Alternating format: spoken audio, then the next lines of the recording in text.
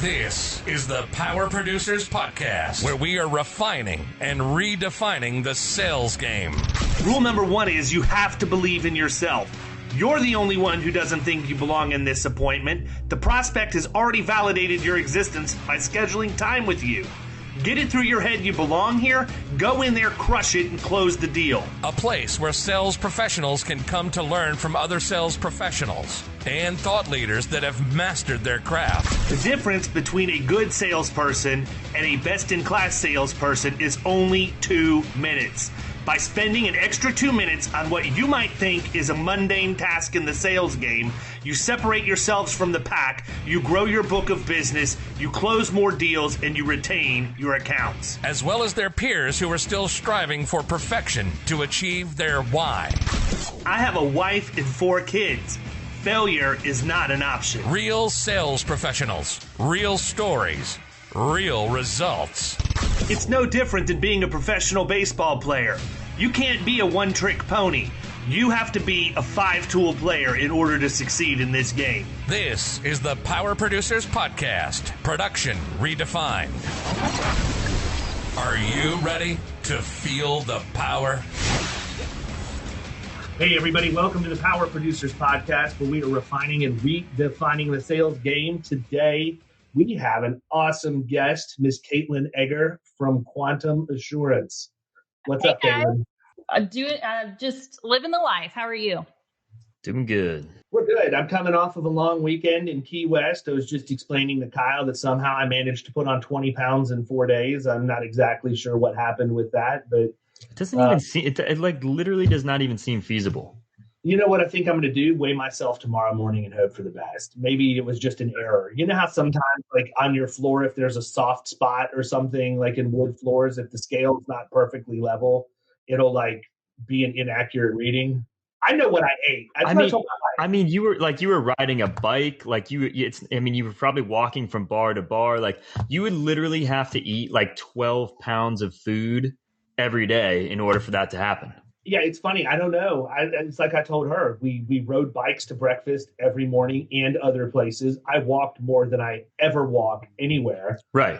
And I've been back in Orange Theory, so maybe it was just a weird deal with the scale this morning, but I'll report back soon. Faulty scale. I feel like this might be the fitness plan people are really looking for, David. So you might be onto something.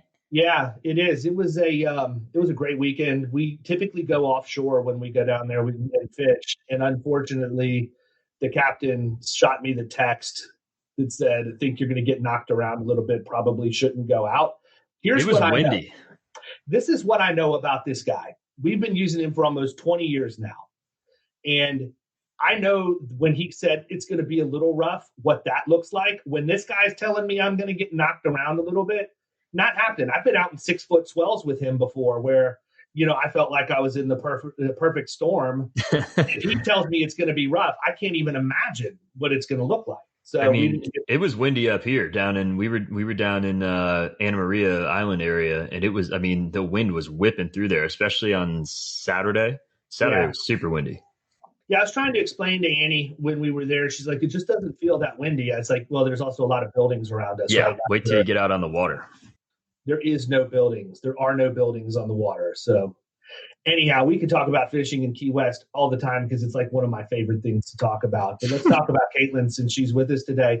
For those of you who haven't listened to you on another podcast, which that's probably unlikely because it seems like you've run the circuit at this point, tell them a little bit about your background and sort of how you got to where you're at. And then we'll dive into a little bit about Quantum and how it's set up and go from there. Absolutely. Well, I'm the director of education and development at Quantum. And Quantum's an independent agency that launched in the independent channel a little over a year ago. It's a mega startup and it's a pretty cool operation. We have a direct channel with flagship call centers in Virginia and Texas. And we also have an agency channel that launched this summer with agencies from Hawaii to New York, and growing every day.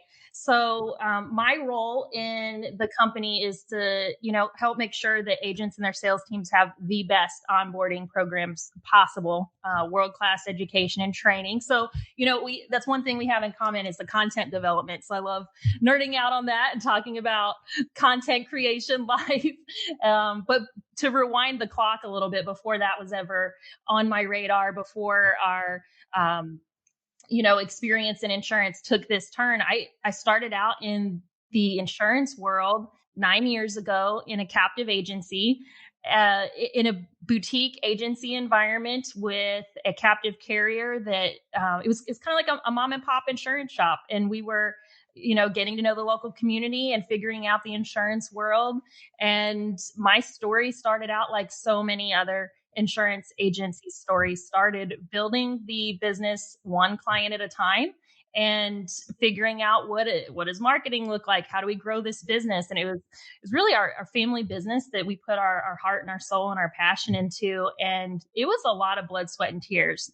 And just, it was a startup agency. We didn't purchase a book of business. And so my very first experience in the insurance world was as a 25-year-old, opening the doors to the agency, my very first day in insurance, placing cold calls, telemarketing, and recruiting other telemarketers. I would go down to the local community college and do on-campus recruiting and try to get college students to think that telemarketing and insurance was cool, and the dream job they've been searching for. And then when I was successful and recruited a few of them to come give it a go, then it was my job to train them on how to telemarket people for insurance quotes. And we got darn good at it. But we had to break a few things along the way, try a couple marketing methods and fall flat on our face, and definitely have some stories and some bumps and bruises along the way. But I'm still in hindsight. Hindsight's 2020. I'm really, really grateful now that my insurance career started out that way. I think if I had taken a position in a mature agency that had been around for 20 years, I think my experience coming on board would have been totally different. If I'd been trained by an industry veteran. And I think that even though it was really hard to start scratch in a startup and have to figure out everything from the ground level up, that I learned more along the way because of that. So I'm really grateful for that. What do you think the biggest lesson was that you learned going through that?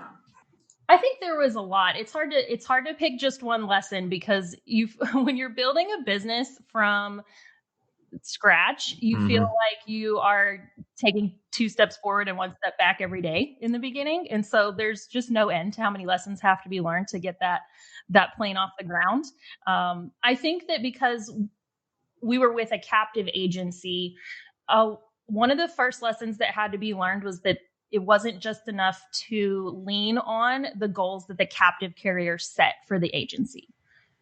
Because just because you were meeting or exceeding those goals didn't necessarily mean that the agency was successful or meeting my expectations for what I wanted out of my agency. That's an interesting comment. I think, there's 2 sides to that, right?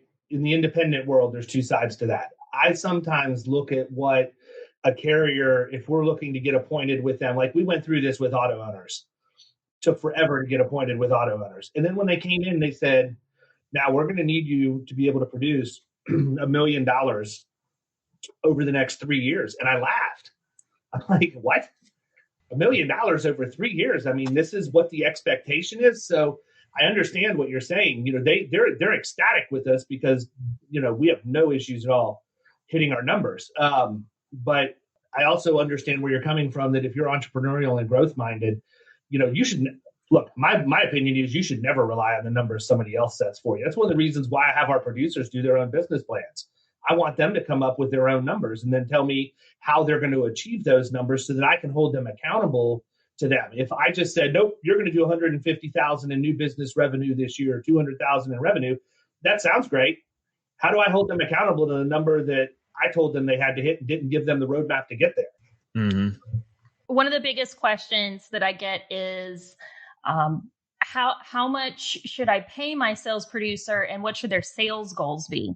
But the limit for what's possible for a sales producer is so high that I love your approach on it of having them put together a business plan and having them think through their own personal goals, because there's so much potential there. A lot of sales producers, at least in the personal lines world where I come from, in some agencies, if a producer's bringing in $40,000 of premium a month, their agency owner might, do cartwheels over that. In another agency, that person could be doing $80,000 a month. In another agency, $120,000, or we have a producer that's trying to hit $200,000 this month. So I really love customizing the experience for the individual and making sure that they're taking ownership in that, because really there's so many different paths. Yeah, well, it's also like, I don't care what your goal is for me. Like, I have my own goals, and it's much more realistic that I'm going to achieve them if it's something that I want to do versus what somebody else wants me to do. More motivating. Right. Kyle, you're a guy that's had a lot of jobs. How was your first job in telemarketing? I know you've had one. I have not had a telemarketing job. I have had jobs where I've had to call people, but it wasn't like a telemarketing job necessarily. Man, Kyle, you're missing out.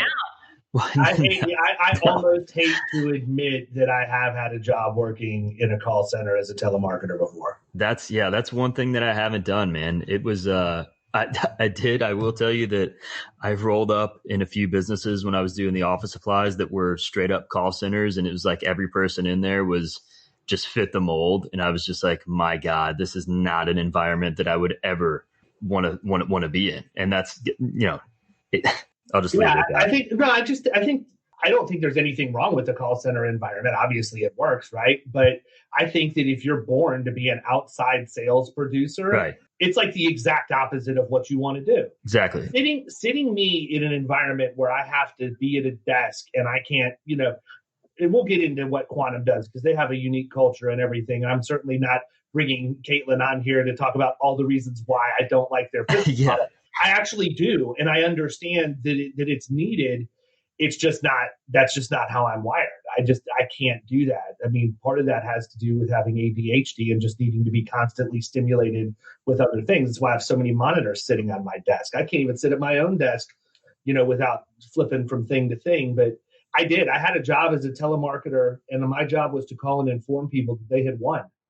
They had won a prize and they needed to come to this place to claim it. Was this Publishers Clearinghouse? Well, like what? No, it was an interesting business concept where essentially you could buy anything you needed, but this group would get it direct from the factory and cut out the retail end of the middleman. So they were high volume, low margin. You need a couch, you can go buy it here. You need a deep freeze, you can get it. You want a new bedspread, whatever it was. I mean, like, they had a catalog that had literally everything on the face of the earth in it for sale. And that was my job. If somebody won $100 and I had to convince these people that they needed to come in and claim their $100. And then the salespeople would put the squeeze on them to pay this fee to join this club. And I'm sitting here thinking, and that was the problem was you had to prove you were good on the phones before you could be the salesperson. Well, I went in, I wanted to be the salesperson, right? Let me go in there. I'll get grandma's couch cushion money to join this. I don't have a problem at all closing the deals. That's not how it worked. So after 3 days, I was out. I think you called me when I was 23. I knew your voice sounded. It's possible. It's possible. Wow. It was couch. Yeah, it's interesting though, because I don't have a problem on the phones, but I'm not on the phones like 24/7, for my entire shift. If I know that I'm going to go in and today's my day to make 20 calls to try and get an appointment or whatever, I'm good with that. I know there's an end in sight. But if it's just constantly over, and I think part of it too is I'm having to generate, right? Where you guys are doing your stuff's inbound. So it's a whole different conversation. It actually didn't used to be inbound. It only became maybe 50% inbound over the past few months. Really? Mm-hmm. Yep. So we've really created a pretty cool environment now, I think, for our insurance specialists that come on board at Quantum, and they they're the ones talking to clients, bringing them on board, making sure they have the right carrier fit. But the environment that they have right now with so many warm leads coming at them is really something we've really worked to cultivate year over year over year to get them to that point where they do have incoming calls, which everyone thinks is the oh my gosh, like the thing that you're striving for, right, is making that phone ring. But the reality is, when it comes down to training and education, incoming calls are just as hard as picking up the phone and dialing someone. You still have to build rapport with them. You still have to get to know them, put them at ease, make them feel that they reached the right person. And I'll just share a secret here. Our salespeople, not our salespeople at Quantum, in the insurance world, salespeople lose sales every day where their price was cheaper. So having the phone ring is not the silver bullet that turns your producer into this magic sales agent that's out there just printing cash. We still have to create a value-focused conversation for the client. We still have to build a relationship with them. We still have to make it about their coverages and protecting them. Because if we don't, there's too much competition out there with someone else that's going to step up to the plate. I think sometimes it's even a little bit tougher. I mean, if they're calling you, they're expecting you to get something done for them, and a lot, and especially personal lines quickly, right? So, I think sometimes that conversation can be a little bit tougher to get done than if you're calling somebody else, trying to create that value for them. That's a mindset shift that we work with our team through, because tend to feel like, oh my gosh, like the client's in a rush. I have to hurry up. I have to speed this up. But there's just too much on the line with insurance to have a rushed insurance conversation. It's our job as the professional to slow down the conversation and make a total risk review happen. That's our job as a professional. And I believe that just because someone's sitting in a call center and someone shopped online and now the two of you are connected, that doesn't mean that the conversation has to be transactional. In fact, the way that we win the high volume game by making sure that that's quality business that's going on the books is by taking it up a level and making sure we're actually properly protecting that client. And that means that they have to have a experience with our professional on the phone that they just aren't going to find elsewhere. And that requires a lot more training and education. And at the end of the day, though, that's what producers really enjoy doing. When they feel like they have a purpose and that they're actually making a difference in a client's life and that they actually shared important information that someone took to heart and benefited from, then it's not about like, oh, I'm sitting in a call center and I have this headset on and it's routine and monotonous and I just can't wait to have another job one day. Now they have a place where they can come into the office and it's high momentum and it's dynamic and there's numbers on the board and there's music pumping and you have your buddy sitting next to you and you guys have your friendly competition going. And when that call comes in, you slow down and you act like that's the only client you're going to speak with today. And you bring your A game for that person and you make it happen. And you make it easy for them to end their shopping journey today. And so I feel like that the two goals there don't have to compete. I think that you can reach someone over the phone through a digital lead that came to your agency and still give a really great consultation and do a really excellent job for your client. What you just described sounds like Orange Theory for insurance. Seriously. I mean, that's what Orange Theory is. Everybody's numbers are up on the board. Freaking music's pumping. I'm going to go in there and blow the bolts off that rower. And as soon as I'm done with the rower, I just figured out what happened here. So you're in another one of those biggest loser competitions at Orange Theory. That's why you put on 20 LBs this weekend so that you can have the biggest drop off. Making sense now. I wish I could tell you that was the case. Unfortunately, sir, it's the exact opposite. We are going through what is called Hell Week right now. It was a hell week. Sounds awesome. It was so fantastic. I'm pretty sure that my knees no longer work properly. I am having Chick-fil-A delivered for lunch, so that's how I feel about that. That sounds about right. Well, I from the mindset standpoint, as an outsider looking in, my thought process is it really seems like that the average heavy personal lines agency, whether they're all personal lines or just majority personal lines, they are resistant to the Geico progressive type atmosphere. I'm not saying that your culture is the same or that the atmosphere is identical, but it almost appears that rather than Quantum pushing back and saying, no, this doesn't work, you've actually embraced a lot of the techniques that have made those companies what they are. And, watching Jeff Shee post, in his mind, I honestly believe that guy thinks that he's going to take them out at some point. Like, he wholeheartedly believes that he can beat Geico and Progressive. And you know what? Good for him. And if your leadership thinks that way, I have to believe that it trickles down to the people that are on the team and they think that way too. So, Kyle thinks the way he does because he thinks, he hears me talk about it all the time, where we're out going after middle market commercial business. It's way too much work to deal with this personal line stuff. We'd have to literally write 100 accounts to get the premium that we get off of one. So it's just, again, not that your mind shift is right and ours is wrong or vice versa. We're all the product of the environments that we've come from. And, I actually would think it would be cool to go hang out up there for a day at one of the call centers and just check it out and see what's going on.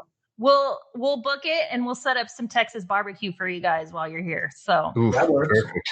It's a really big topic, which is, how you mentioned that agents are resistant of the call center model, and they should be if we're talking about the big Goliaths with the billboards that are trying to change a client's mindset that they should spend less time on their insurance and that it's not as big of a deal as it really is, right? We should be to that because that's not in the client's necessarily not in their best interest, right? We believe that taking time with someone to uncover their needs and have a consultation and build a policy for them that's customized for their family is in their best interest, and that it's worth our time as a company, even if that means we're going to be on the phone for a long time.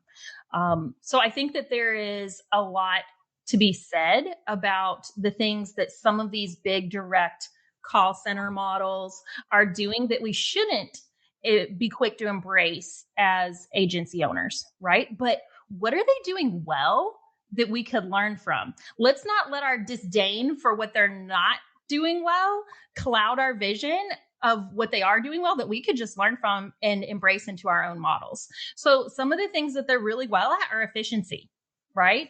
Right. In a average local insurance office, there's a lot of inefficiencies that happen. There's a lot of bottlenecks that happen because the agency owner is often the one person that can handle it all. There is all kinds of breakdowns in the processes that it would take to really run a well-oiled machine and scale and grow. Call centers segment, they specialize I would argue that they segment down a little bit too far, right? You have your umbrella department, your home department. But I think that we can learn from specialization and putting people in a department that makes sense for their natural talents and abilities in an area where they can really focus on the processes that make sense in that sales department, in that service department. And then you can further segment from there. You can have different departments within your service department, for example, because the department that answers the phone and handles routine requests like adding on a driver is a different conversation than the person who's working your renewals. So I think we have a lot we can learn from that.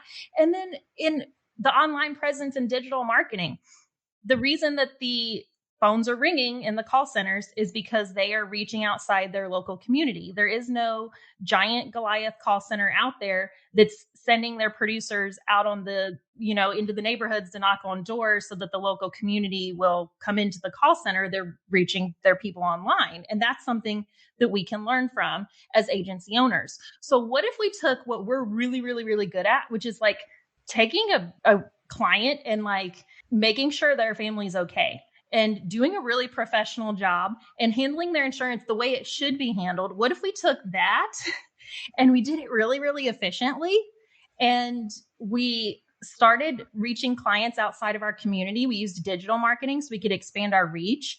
And then what if, as those clients are pouring into the agency, we had such amazing processes and plans and programs that we could actually acquire that new client for a low cost of acquisition, bring them on board to the agency, take care of them for the long haul, and it not break down along the way. I think that it's not about cheapening the insurance experience. It's about saying like, hey, we're freaking awesome at the insurance consultation. And that's what clients really need. In the independent world, we're armed with this amazing carrier suite. They have options. That's how they should be doing insurance. So we're just going to up the game. We're going to completely redefine what they expect out of the experience so that they don't have to keep shopping. And I think that's how we compete with the big Goliaths. So how do you set the table for that? That's an educational process. It's no different than what we do, right? Because I am a huge proponent of, I never want to be an insurance salesperson. I want to be a problem solver. And we compete against insurance salespeople every day when we go out in middle market accounts, and we beat them every day because they bring nothing other than, we can sell you a cheap insurance policy to the table. In the personal lines world, everybody's competing against 15% for 15 minutes or less, right? We can all rattle off all of the different taglines that they have and everything else. So knowing that someone is creating intent on an ad that you've placed, and that's how the lead was generated coming in, how do you diffuse that thought process? If I can ask that without you giving away the secret sauce. Oh, absolutely. I think there's a lot to unpack there. So when it comes to how do you set the table in the agency for this environment that I've described to happen, there is a lot of training and education that goes into that. You have to have a highly trained and highly motivated team. And there's some obstacles along the way that you have to be able to overcome, or it's all going to break down as you go along. When you bring on a new insurance producer into your agency, and I'm just speaking from the personal lines world here, it's, very different in the commercial lines world, I'm sure. But what we see when we bring on insurance professionals into a sales position is that there's usually some mindset shifts that have to happen for them to be really successful. And so this goes into the culture of Quantum and their onboarding program. So one of the things that I've noticed is that sometimes they come on board and they're really, really passionate about one or two things, but they're not super well-rounded yet. So you might have someone come on board and they're just like so passionate about insurance and they're like, oh my gosh, I just love underwriting so much. Like, can I have a contract and a highlighter? But they're not passionate about sales and actually building relationships with clients and bringing them on board. And then you have the person on the other end of that spectrum that's like, hey, it's Mike and I'm calling to sell you some insurance. And if you're too busy right now, bye, I'm going to go on to the next person. And that person might be super passionate about sales, but they haven't figured out how to be super passionate about protecting families and what that looks like yet. So our goal is to create a really well-rounded insurance professional that's equally passionate about insurance and protecting families as they are creating that buying experience that empowers the client to make a buying decision that's in the best interest of their family so that they can end their shopping journey today. Right. And we think those two things can coexist. So we build programs that help that person onboard and learn these new skills in a way that makes sense. Because what happens when a new producer comes on board in your agency is if you say, okay, so what do you want to learn first? You know what they're going to tell you? They just want to know about the carriers. They just want to like poke around in the quoting platforms. They just want to know a little bit about the products. But if we focus all of our training and education and attention there in the very beginning of the process, then what are we missing? We're missing the opportunity to help them become really well-rounded. They have to learn systems and technology, quality assurance and compliance, carriers and product knowledge. But where's their advanced sales training going to come in? When are they going to become comfortable on the phones? When are they going to learn how to overcome objections to the quote? When are they going to learn what it means to build value and how to look at a deck page and figure out if this family is underinsured or not? And then after they do all that work, how are they going to learn how to close the sale in a meaningful way that is a great world-class experience for the client? So our onboarding program is really unique in the industry because it has identified how to balance out all of those needs in a way that shortens the ramp up time for a producer so that they can be comfortable with the carriers and the product knowledge, but that it's not taking all of their attention and energy away from the behaviors that create a really strategic sales conversation. And so when an agency comes on board at Quantum or a salesperson comes on board at Quantum, they go through our onboarding process that teaches them what they need to know in a really efficient way so that they're not wasting a ton of time on the fluff. They're learning exactly what they need to know to hit the ground running, but it balances the product knowledge they need to have with the real life skills on the phone so they can create a really great conversation that they can be really proud about. And that process, it means that we have to do a couple things that feel a little counterintuitive at first. Yeah, I agree with that. So I'm assuming that you're doing like secret shopping and all of that stuff when you're shaking your head. No, you don't call and check on these people with fake quote requests and all of that to see how they're doing. Do you mean, do we secret shop other companies or do we listen to our producers' calls? Your producers' calls. Oh, okay. I never thought of that as secret shopping. So we have a system called Voice Ops, and it is so freaking awesome. Like, I love it so much. So what it does is it provides a transcript of the conversation that you can review with the producer later. So what it does is it enables their sales coach to be able to sit down with them and have a really great coaching conversation together. You can see the words of what they said on the screen, but you can also hear it. And then it tags it along the way for the behaviors that we're looking for. So if we're looking for them to, really identify the client's need, it'll actually tag where that occurred in the call so that you can click on it, talk about it together, coach on it.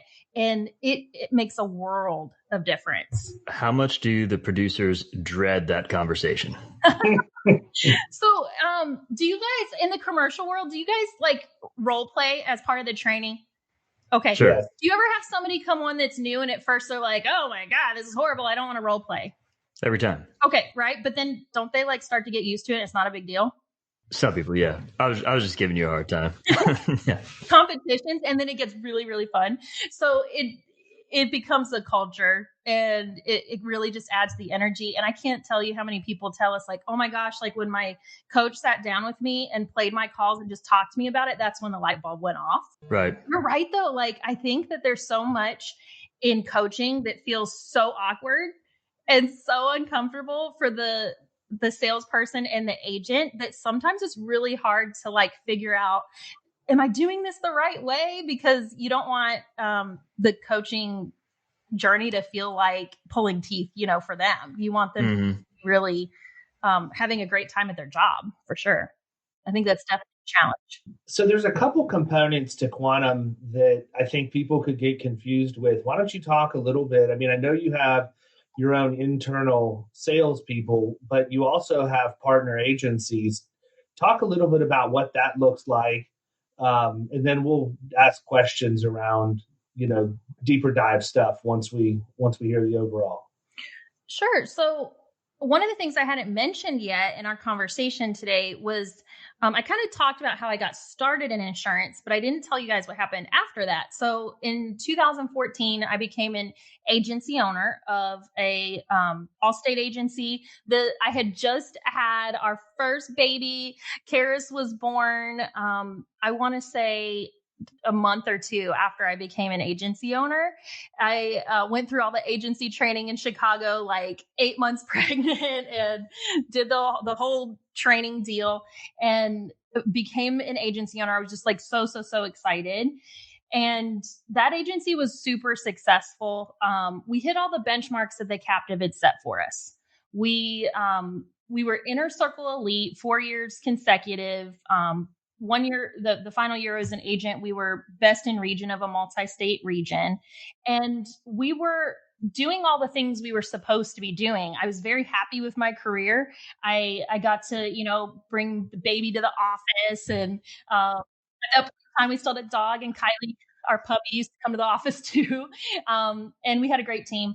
They had amazing retention in an environment that was extremely difficult for agency owners in our brand to really thrive. We were really working digital marketing really successfully with great retention and really reaching out to the community, doing a ton of events and stuff. But somewhere along the line, I began to realize like I hadn't thought about the independent world. I didn't need to. Our agency was really successful. But you know how people will reach out to you and, on LinkedIn, and they'll try to like get in your ear and tell you should be looking at these other business models. eventually I just started to listen a little bit more and started to listen a little bit more. And it took a while, but my eyes finally opened to, there were these fears I had about the independent world that really weren't founded in anything other than my bubble and just not knowing what was on the other side. In the captive world, you don't really interact with independent agents as often. You have your clubs, your groups, your events that you go to that are mostly all captive agents, if not totally all captive agents. And that's your networking world. Those are your friends, your support system. So I didn't really know what was in this other world. So somewhere along the line, I realized that, you know what, I really, really care about my clients, and I really do want them to have the best insurance possible. I want them to have options. And I really, really care if I'm creating a lifelong opportunity for our team members. When someone gets hired on board in my agency, I take it really seriously if this is a dream career for them or not. I wanted to make it as easy as possible for that person to succeed because they have personal goals. And I feel like it's my responsibility to take that really seriously if I'm doing everything I can to create the best opportunity for that family possible. So I was like, you know what? At the end of the day, I think that if I go independent, it's probably the best thing for my clients and the best thing for the people that will be team members in my agency, because I think that they're going to be able to give even more advice to clients, more options to clients, and it makes their job easier than when they just have one brand to work from. And so I opened up an independent agency, and we did awesome. We did $1 million in our first 90 days, starting scratch. Starting on day one, we only had 3 carriers and no idea what we were doing. I'd never looked at a rater before. We were figuring it out as we went. And I just kept saying, oh my gosh, I wish I had done this earlier. But the independent world was so different from what I expected. The support systems weren't what I thought that they were going to be. There was a lot of figuring out things on our own. There was a lot of just trying to learn all of the different carriers and how do you train a large group of people on so many carriers in a really efficient way. How do you navigate the rater without having a transactional conversation? The rater questions literally almost trap you into a transactional conversation, like how much are you paying and what's your deductible? And it became where we had to rewrite the whole sales process. And marketing, everything was different. So we, at this point in time, Quantum hadn't been born yet. I'm running this like super successful mega startup independent insurance agency.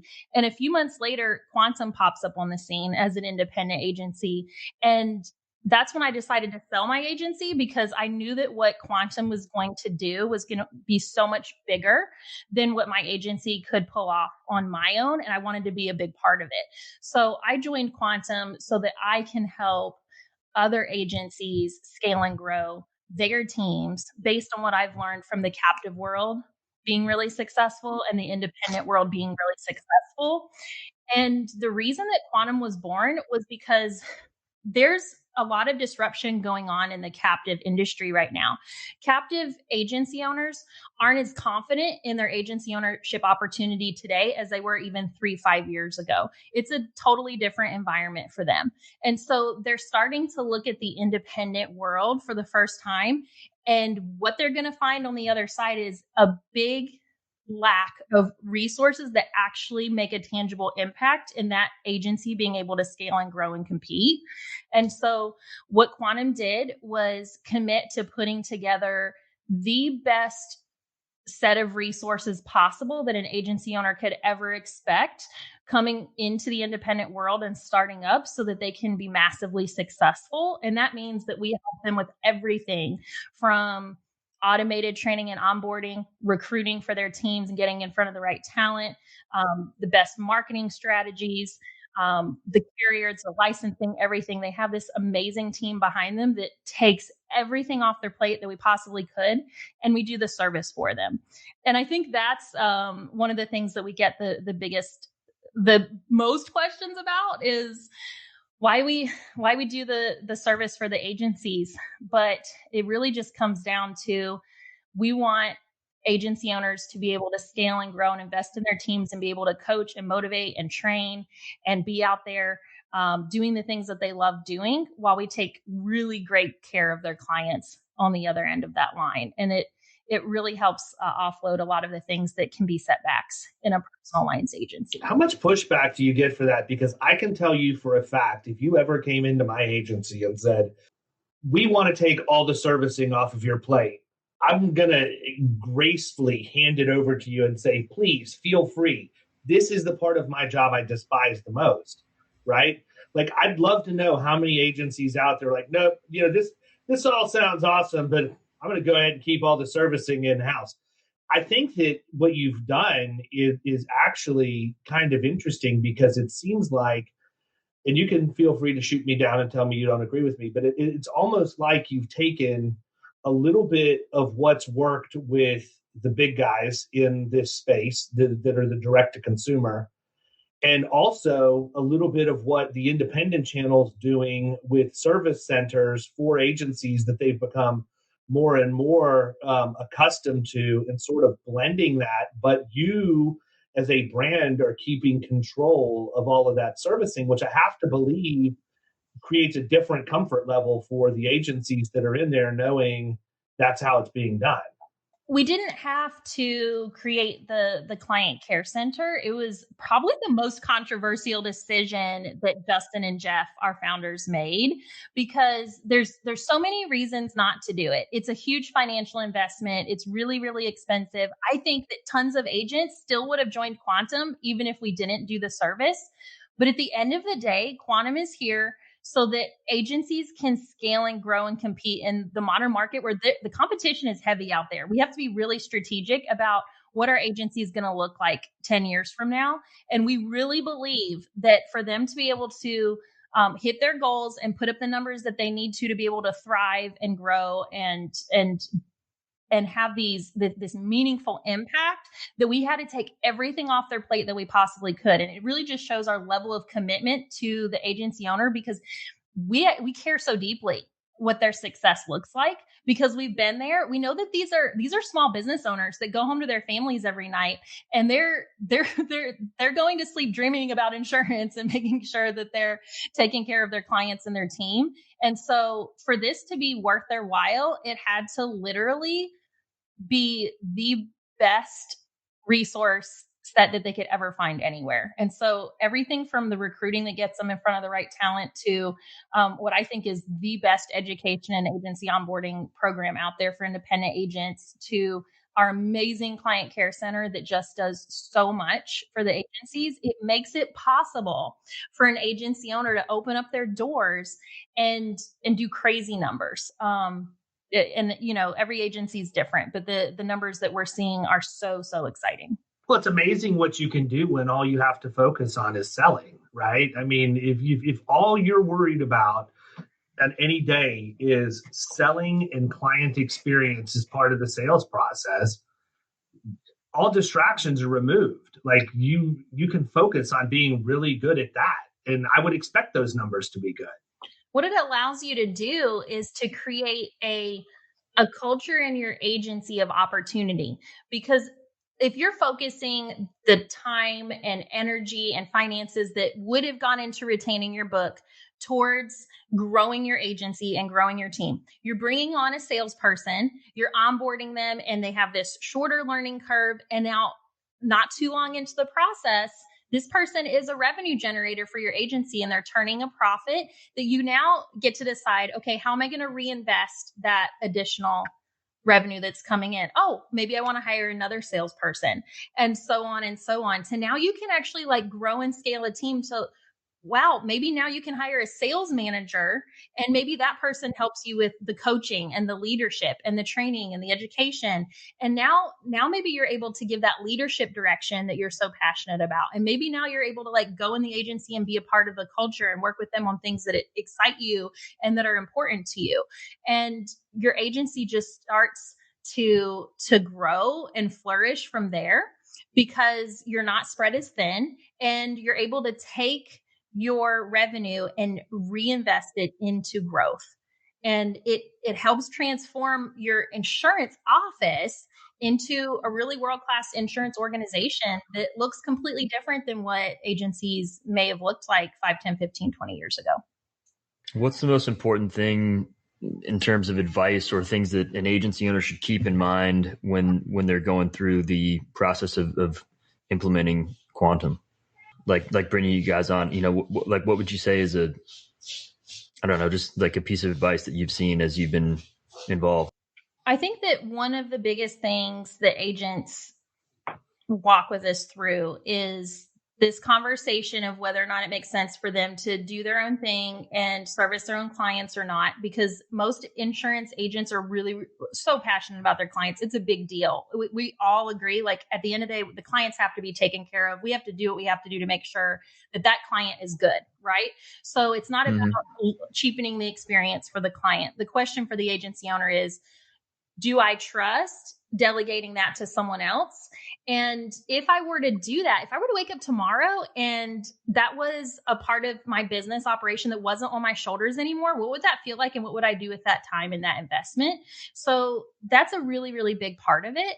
But there's so much that we do that helps agency owners when they come on board think through, what kind of processes and systems do you need to have in your agency to be efficient? We talked about removing some of the bottlenecks in an agency, some of the broken processes that slow us down. We have to think through a marketing strategy as an agency that gets our cost of acquisition down. We have to be looking at what kind of numbers do we need to be measuring and tracking as an agency.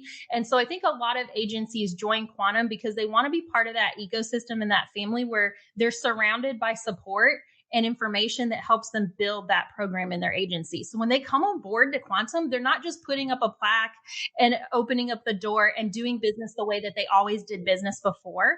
They have the freedom to do that. But what they're really doing is coming to us and saying, hey, can you talk to me about my talent acquisition plan and what zip codes I should be recruiting in? Can you help me with this ad? Can you help me get top talent into my agency? Hey, I want to give digital marketing another go, but can you guys talk to me about how I should go about doing this? So we train them on like, hey, what are the things that you need to think about and do before you buy another internet lead again? And so I think that really that's the reason that agencies are joining Quantum instead of just trying to go solo. Because when you join the Quantum family, you have this amazing system of support that helps you evolve what your agency looks like into a new version of your agency. But we don't want you to lose the heart and soul of your agency. We want you to still be you and have your amazing team and still be really involved in your community and still be making a really big difference.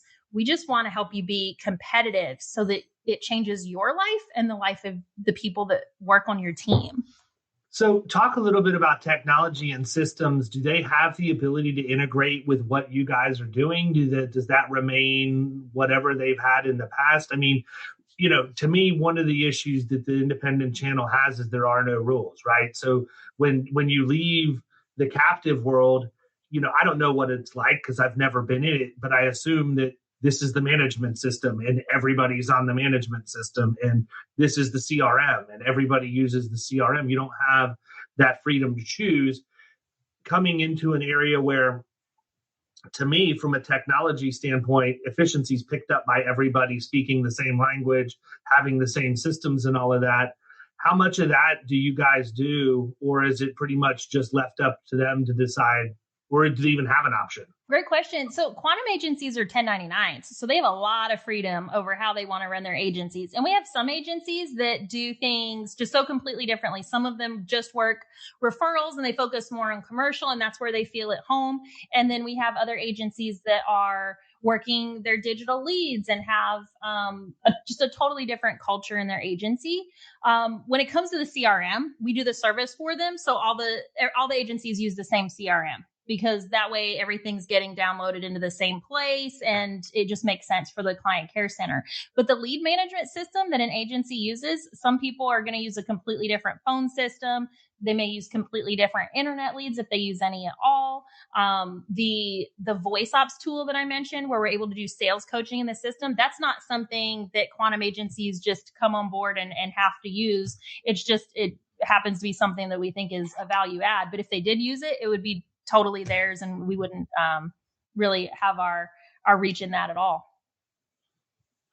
So what's the level of sophistication of the average agency that you guys deal with? And I don't mean that to sound negative at all. I mean, I've got friends that run agencies on a spreadsheet, and I've got friends that have full-blown Salesforce, integrated with their AMS. It's all over the board. But I'm interested in part of the reason why is I know that there are people that are going to be listening this that are thinking to themselves, hey, would I be somebody that should be talking to Quantum? Talk a little bit about that. I mean, this is your shameless plug right now to be able to say, this is why you should come join us and this is what you could expect.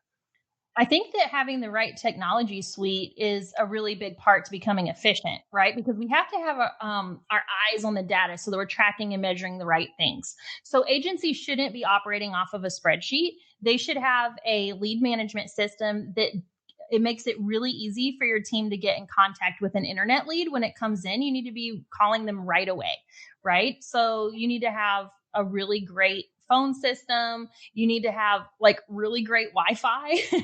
And so we walk agents through, hey, where do you invest your resources? You don't need to invest it in a fancy office right off the bat.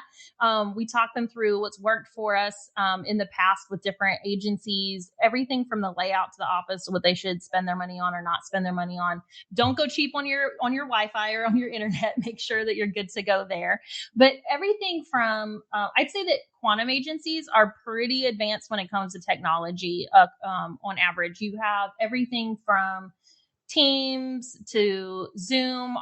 All of our training and education is through an actual lead management system that's automated. It's a virtual learning experience that you can use on your computer at the office or on your cell phone at home. You have, we use an amazing, CRM and have great processes for that take great care of your clients. So I would say that it's definitely a sophisticated agency when it comes to how we tend to use technology, although each agency kind of has the freedom to decide what route they want to take within that. But what we find most often is that agencies really look forward to our onboarding training videos with Justin and Jeff that walk them through the pros and cons of what we've seen from different vendors and things that really help take some of the trial and error out of those choices.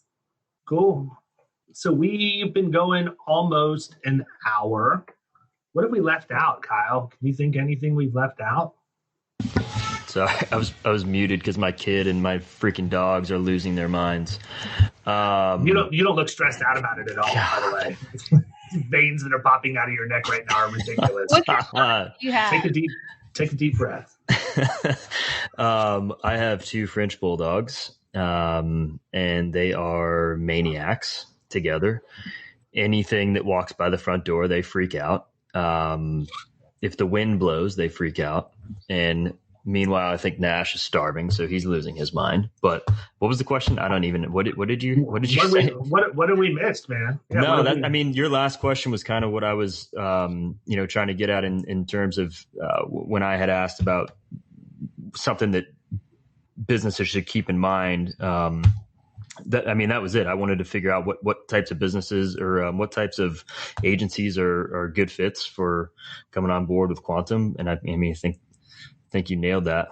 I would say if I had to guess, it would be agencies that need help and aren't afraid to admit that. I think that a lot of times that agencies get agency principals by and large are control freaks, for lack of a better term, and they want to have their hands on everything and control the whole process. I think that you have a unique job in selling an agency owner on why they should join and creating that assurance that they still have control to do some of the things they would normally do, but also be able to get the benefit of the platform. So, I mean, that's really, what I would be interested in is, I've got to, it would be interesting for me to see that whole process, from the 10,000 foot overview, just to sort of watch. You guys should do a reality show, right? There you go. Publish it on YouTube and record the journey of somebody who comes through quantum and is ultimately successful. I've always said we should do a reality show, but I think I'm the only reality show junkie on our leadership team. So I haven't closed them on that deal yet. You'd have to be the director, producer, all of it. Well, welcome to my world. That's what I'm going through right now with the protege, right? I had this great idea one Saturday night, and the next thing you know, I'm announcing it all over social media. And I was telling Ryan Hanley when I was talking to him a couple of weeks ago, I'm like, man, this thing actually got some legs. Now I got to figure out how I'm going to pull it off. Now what? Yeah, right. I love that you're bringing the fun back into insurance. So, I think. Wait till you see these videos that these people have sent. It has nothing to do with me. I mean, there is some crazy. I'm sure you saw the one that we leaked inside. Geeks come through my text threads, and it's you guys are in for a treat. So. Yeah, it's crazy. I need to send Kyle the one that we leaked in Mastermind so he can see it. But it's pretty crazy. That's so awesome. Oh man, I've heard the stories, so I can't wait to see where that goes. You guys are doing awesome stuff. And a lot of what we talked about today is so different than the commercial world. And every agency is different, but I've been that agency owner that's out at the festival and you're, giving away the snow cones and signing people up for insurance quotes. And I think that's awesome. Keep doing that. But I've been there trying to make ends meet and trying to make these big decisions about, do I hire someone that's licensed or unlicensed, or do I do referrals or organic growth, or do I focus on retention? And there's so many big decisions out there. And so I love coming to work every day and trying to make that a little bit easier for agency owners, whether they're a part of Quantum or not. So today I got a chance to talk about the things I'm passionate about, the things that bring me to work every day. But I love opportunities like this where I get to share with people that aren't part of the quantum agency world, but we're all in this independent industry world together, and we're learning and growing together, and we're figuring out new ways to be competitive and thrive and build amazing businesses that are doing huge things together. And I think it's so fun what we can learn from each other, and just how creative I think that we're all getting, making insurance fun and exciting and a little bit different than it was even a few years ago. So what's the ridiculous number of written premium that you guys are at now? Because I know it was just absolutely insane the first time I heard it, and it's been months since I've had an update.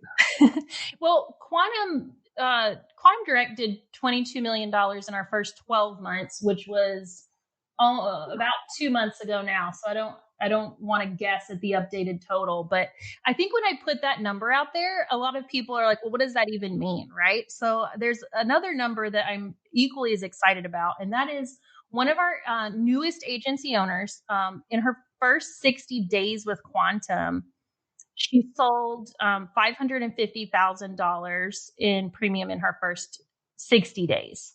And so she's coming right out of the gate, hitting the ground running. She came from the captive world. And that was with about 6 producers. And they're doing a mixture of referrals and local networking and working with local real estate agents and having a really great digital marketing plan. And that's just so exciting to me to see that there is a way that agency owners can build over the next 3 years what might have taken an agent in the past that didn't have the technology that we have now. It could have taken them 20. And so I just love seeing the opportunity she's creating for her team members and just watching that agency flourish. And so that's what keeps me up at night. That's what keeps me putting in the late hours and coming to work every day, super excited and pumped, is just watching those stories unfold for more and more people. I don't think you're passionate at all about what you're doing, honestly. I don't feel any excitement or energy. Yeah, where's your enthusiasm? I just need some more coffee. Yeah. I don't know, man. After putting 20 pounds on over the weekend, it might cause a heart attack or something. But listen, people are going to want to know those, they want to achieve those numbers too. And some of you listening aren't getting them. How do they get a hold of you, Katlyn? If they want to talk more about Quantum. Are you the person they reach out to? Is there somebody else that they reach out to? Tell them where to find you. Yeah, I'm always excited to hear about what life is like in your world and how things are for your agency. So I'm on all the social media platforms, Katlyn Eggar. You could probably the easiest way to reach me is my email address, education@quantumassurance.com. And that's just an easy way, if you can't find me on social media, to send me a message. I'd love to chat. I'd love to hear about what your questions are and what kind of hot topics are like really top of mind for you right now in your agency, because I'm a big believer that the world and culture in different agencies in different areas is really all over the board, and I love hearing more about it. It is not one size fits all. And that is a fact. Listen, we need to wrap up. We've been going an hour. Thank you so much for coming on today. Appreciate your time. Always excited to hear how other people are doing things. And I mean, yeah, Kyle and I are focused on commercial stuff, but we do personal lines as well. But you don't have to be in commercial insurance to be a producer. You can produce all kinds of stuff. We got Medicare guys listening to this, and people that only do personal lines in their agencies or whatever else. So I think that you've given us all kinds of stuff to think about, definitely some nuggets for people to walk away with. And I just wanted to thank you for taking the time out of your day to spend with us so that we could share your story. This is my hobby. Thanks, guys. Yeah, it seems like it. And time out. And right before you go, talk a little bit real quick about your podcast that's coming out. Super excited. So it's called Age of Independence, and that's independence spelled INDIE. And so you can find me on the Agency Intelligence platform, just talking about how your agency can scale and grow and compete in the modern insurance market. And I believe you can win this high volume game we're talking about without losing the heart and soul of your agency. So we have some great content on there that walks you through some of these big decisions that we've talked about and how to navigate your team through those growth changes. Nice. Good deal. Thank you so much for that, guys. You heard it. Agency Intelligence. Is that even a thing? I've never heard of that guy before. What's his name? Jim, John? Oh, Jason Cass. Yeah, good deal. All right, well, we're going to wrap up. Katlyn, have a great week. We'll look forward to letting you know when this is going to drop, and I'm definitely looking forward to that artwork. That's what precipitated this whole thing. So let's keep rocking. Appreciate it. Absolutely. Have a great week. We'll talk soon. See ya. You've been listening to the Power Producers Podcast. You can follow Killing Commercial Insurance on Facebook and YouTube. And if you want to take your game to the next level, check out our book, The Extra 2 Minutes, and our website, killingcommercial.com.